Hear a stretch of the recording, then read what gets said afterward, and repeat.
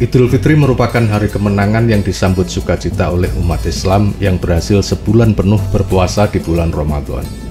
Puasa Ramadan dilaksanakan oleh Rasulullah SAW dan umat Islam untuk pertama kalinya pada tahun 2 Hijriah, bertepatan dengan tahun 624 Masehi, tahun terjadinya Perang Badar.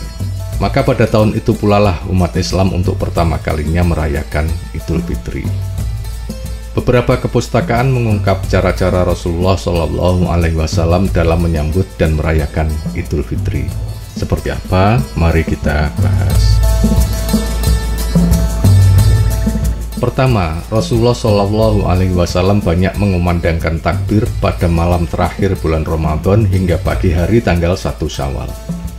Setelah melaksanakan sholat maghrib, isya, dan subuh, kaum muslimin dianjurkan untuk mengumandangkan takbir.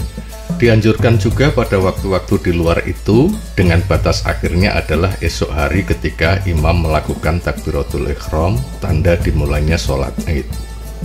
Takbir ini merupakan pengamalan dari Al-Quran Surat Al-Baqarah ayat 185, yang artinya, dan sempurnakanlah bilangan Ramadan, dan bertakbirlah kalian kepada Allah. Salah satu contoh bacaan takbir adalah Allahu Akbar, Allahu Akbar, La ilaha illallah, Wallahu Akbar, Allahu Akbar walillahil hamd.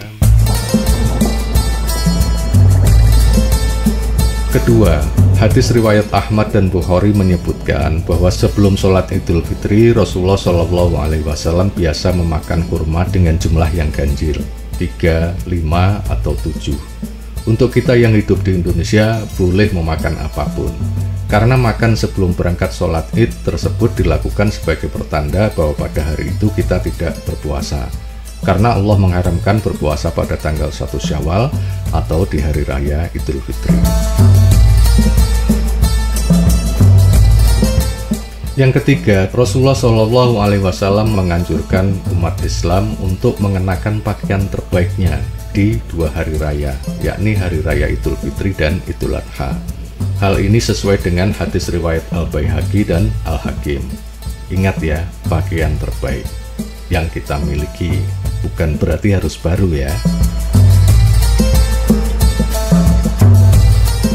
Keempat, Rasulullah SAW menunaikan sholat Idul Fitri bersama keluarga dan sahabat-sahabatnya, baik laki-laki, perempuan, ataupun anak-anak. Beliau memilih rute jalan yang berbeda antara berangkat menuju tempat sholat Idul Fitri dan pulangnya.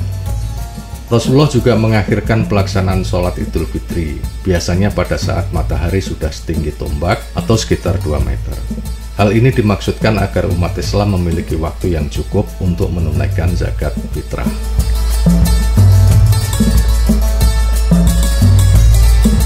Yang kelima, Rasulullah SAW mengunjungi rumah para sahabatnya. Begitupun para sahabat mengunjungi rumah Rasulullah. Pada kesempatan ini, Rasulullah dan para sahabat saling mendoakan kebaikan satu sama lain.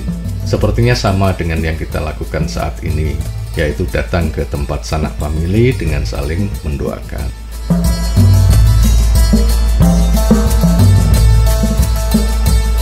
Yang keenam, Rasulullah SAW menemani istrinya, Aisyah radhiyallahu an, mendatangi sebuah pertunjukan atraksi tombak dan tameng. Bahkan saking asiknya, sebagaimana hadis riwayat Ahmad, Bukhari, dan Muslim, Aisyah sampai dipanggul atau digendong belakang oleh Rasulullah agar bisa menyaksikan permainan itu dari atas bahu Rasulullah dengan puas. Untuk kita, hal ini semacam pergi bersama famili, keluarga ke tempat rekreasi.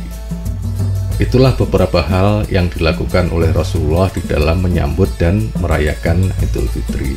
Semoga dalam kesempatan Idul Fitri kali ini, jiwa kita benar-benar kembali bersih, jernih, karena puasa Ramadan kita diterima oleh Allah Subhanahu wa Ta'ala. Amin ya Rabbal Alamin.